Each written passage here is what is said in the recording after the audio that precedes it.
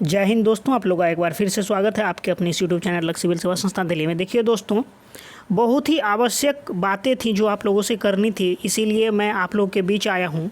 और आप लोगों से ये रिक्वेस्ट करूंगा कि आप लोग अंत तक बने रहें, क्योंकि इस वीडियो में वो सारी जानकारी आपको मिलने वाली है जिस उधेड़ बुन में आप लोग अभी फंसे हुए हैं। सभी तमाम सीटेड दिसंबर अभ्यर्थी जो भी 50,000 के लगभग अभ्यर्थी हैं, उन लोगों के लिए इस वीडियो में एक आप लोग को देखने को मिल जाएगा कि एक निर्णायक बात आपको मिलेगी।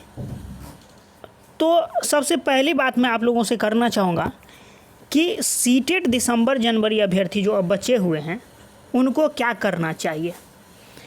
सीटेड दिसंबर जनवरी अभ्यर्थी, देखिए आपने देखा कि आप लोगों ने मतलब 2 साल से 2019 से आप लोग मेहनत कर रहे हैं।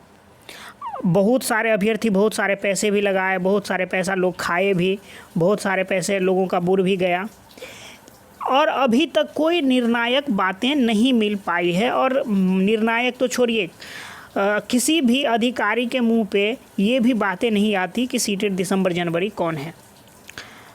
तो ये बातें तो मैं करूँगा ही। अब एक चीज़ मैं जो सबसे ज़रूरी बात है वो मैं आप लोगों से करना चाहूँगा कि सबों को लगता है कि 7वां चरण आएगा और ज़रूर आएगा। ये 7वां चरण आप लोगों के लिए आएगा और बहुत जल्द आएगा, यही सबों के दिमाग में है। देखिए ये तर्क, देखिए इतना कम दिमाग तो मुझे नहीं लगता है कि जो भी शिक्षक बनने वाले अभ्यर्थी होंगे सभी पढ़े लिखे होंगे। एक जानवर भी होता है ना, वो अपने लाइफ को सिक्योर करने के लिए, बचाने के लिए बहुत सारा मेहनत करता है।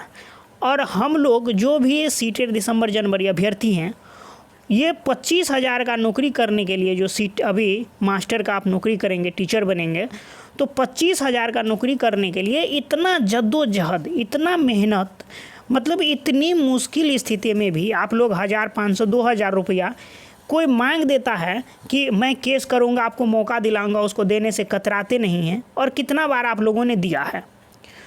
तो अब उसके बारे में सोचिए, उस नेता लोगों के बारे में जो 5 साल वो राजा की कुर्सी पे बैठेंगे। नाम है लोकतंत्र, लेकिन वो कुर्सी पे बैठने वाले लोग खुद को राजा समझते हैं और असल में है भी। तो वो कितना आपसे ज़्यादा एक्टिव होंगे इस चीज़ के बारे में। अगर 7वां चरण सरकार आपको अभी दे देगी, इस छठे चरण के बारे में आप देखिए। छठा चरण 2017 में बिहार टीईटी लिया, उससे पहले 2011 में ये बहाली आई थी। 2011 में बिहार टीईटी लिया गया था, उसके बाद 17 में आया, क्योंकि 19 में इलेक्शन था लोकसभा का और 20 में विधानसभा का इलेक्शन था।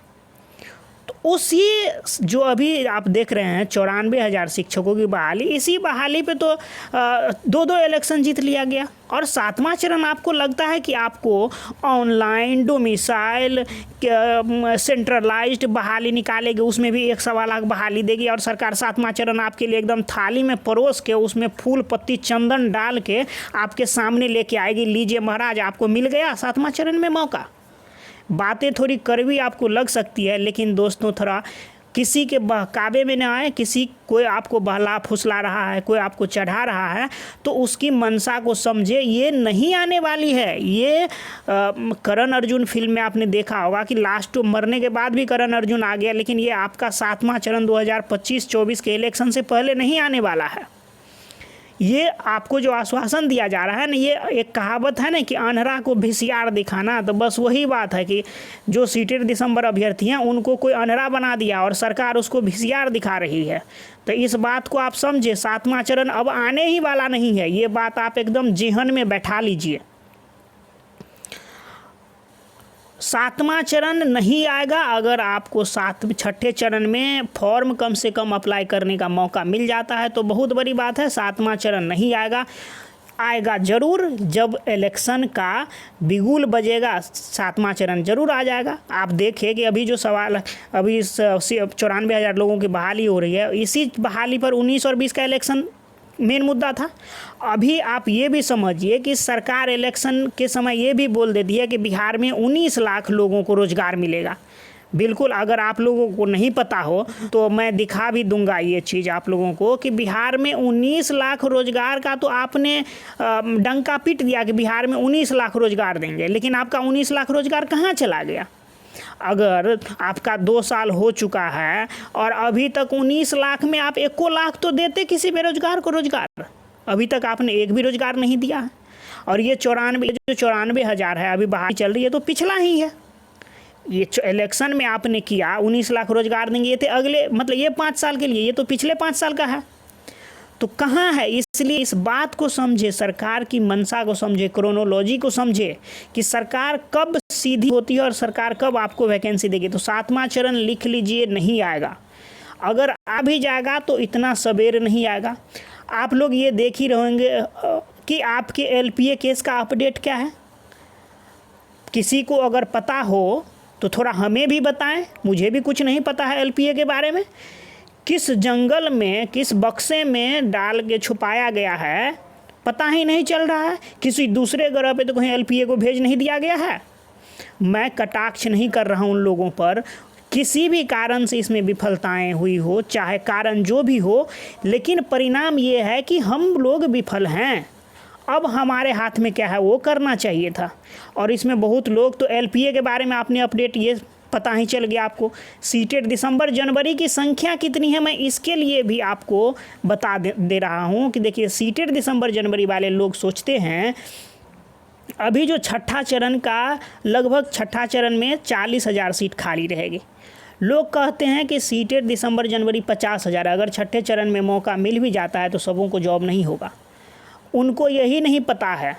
और आपसे ये भी रिक्वेस्ट करूँगा, देखिए सीटेट दिसंबर जनवरी कुछ लोग ऐसे होंगे 50,000 में जो दोनों पेपर में पास होंगे।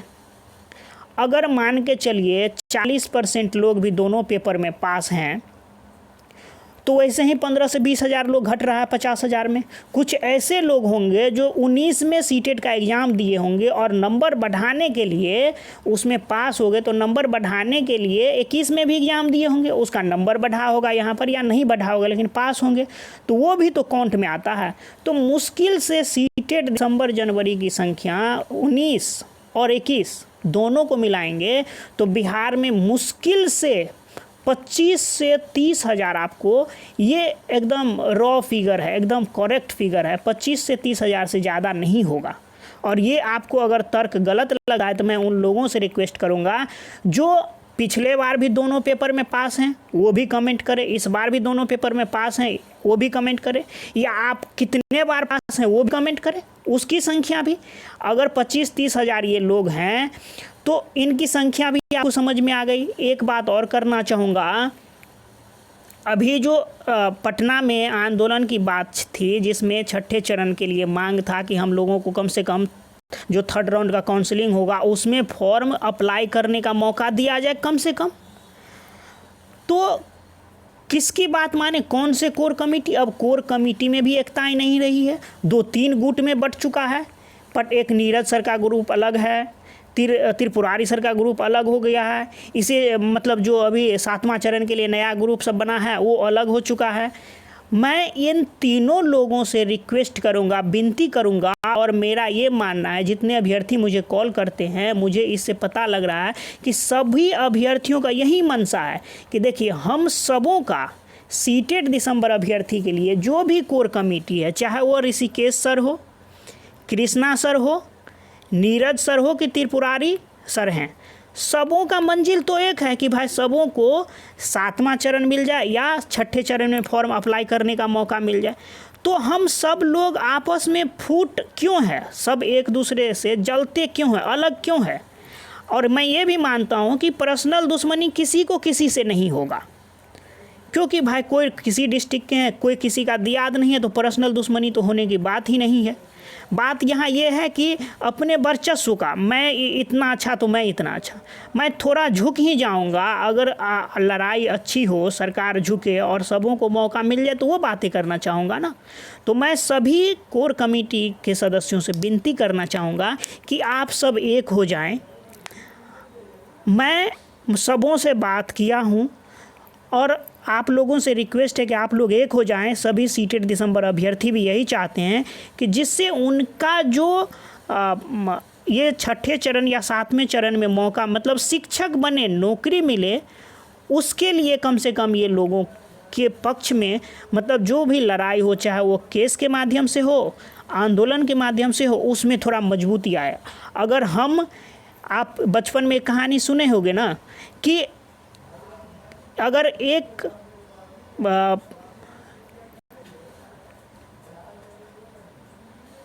एकता ही में बल है। अगर हम सभी लोग मिल जाएं, एक हो जाएं, तो हम एक एक मिल के 11 हो सकते हैं, और अलग अलग रहें तो एक एक ही रहेंगे। एकता ही में बल है। तो मैं सबों से रिक्वेस्ट करूंगा, सब लोग मिल करके, चाहे आपकी मांगे 7वें चरण के लिए हो या 6ठे चरण के लिए हो, लेकिन मांगे तो सबों का सीटेड दिसंबर जनवरी अभ्यर्थी के लिए है, तो क्यों ना हम लोग एक मिल जाएं। तो अगर आप लोग मिलते हैं तो बहुत ही अच्छी बातें होगी। और जितने भी कोर कमेटी के सदस्य जो अभ्यर्थी हैं, सदस्य हैं, मैं उनसे रिक्वेस्ट करूंगा कि आप जिस भी पक्ष में हैं, अगर आपको ये बातें अच्छी लगती है कि रियल में एक एक मिल के 11 होता है और अनेकता में ही बल होती है, एकता में ही बल होती है, सॉरी मुझे अनेकता कहा गया, जवान फिसल गई, एकता में ही अगर बल होती है, तो मैं उनसे रिक्वेस्ट करना चाहूँगा कि आप लोग अपने कोर कमेटी को मनाएं इस चीज़ के लिए कि सब लोग एक जगह मिल जाएं और तब आंदोलन करेंगे, उसका रंग अलग देखने को मिलेगा। आंदोलन उचित है या नहीं, इसके बारे में भी सोच लेंगे। देखिए, ये लोकतंत्र है, और बिहार में जो आप देख रहे हैं कि STET के बारे में, क्यों शिक्षा मंत्री हो कि सीएम हैं या कोई भी हो, जो भी अधिकारी हैं शिक्षा से जुड़े हुए उच्च से निम्न तक, सबको स्टेट के बारे में क्यों पता है? क्योंकि उन लोगों का आंदोलन हुआ और उन लोगों को इसका अच्छा फीडबैक मिला।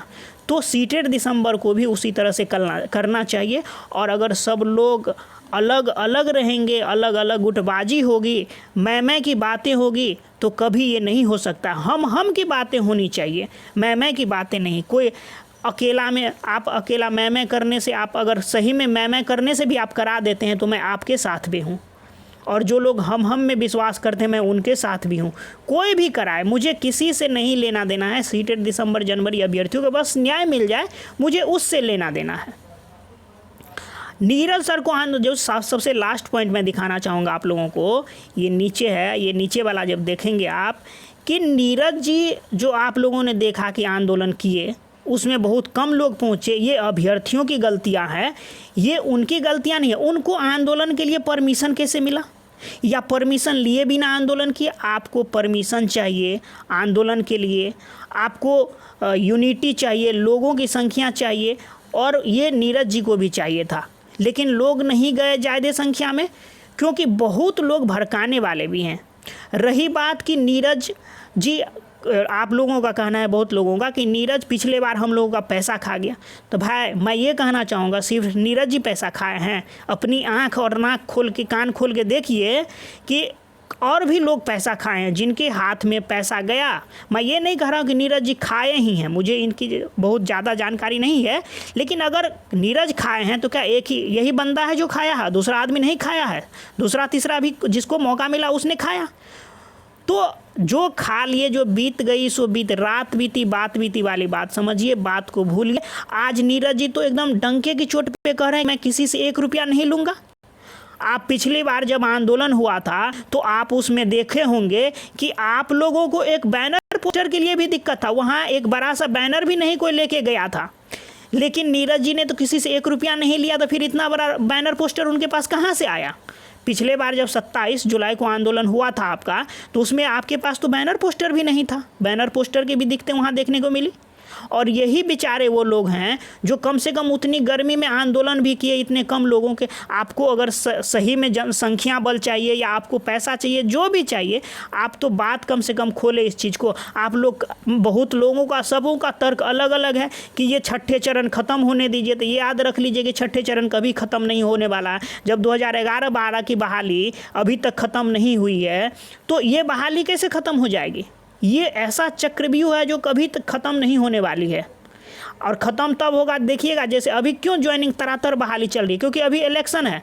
जब 20 में इलेक्शन होने वाला था तो रोज़ पेपर में आ रहा था कि 94,000 शिक्षकों की बहाली बहुत जल्द, स्टेट वालों के बहुत जल्द, रोज़ पेपर में ज्वाइनिंग लेटर बट रहा था। सरकार रोज़ ऐलान कर रही थी ज्वाइनिंग लेटर मैं मतलब काम में भी मैं बात में विश्वास नहीं रखता हूँ, मैं काम में विश्वास रखता हूँ, मैं जो बोलता हूँ वो करता नहीं, मतलब मैं जो बोलता हूँ वो करता ही हूँ, मैं ऐसा आदमी नहीं हूँ जो बोल के नहीं करूँगा, इस तरह का वक्तव्य आता था।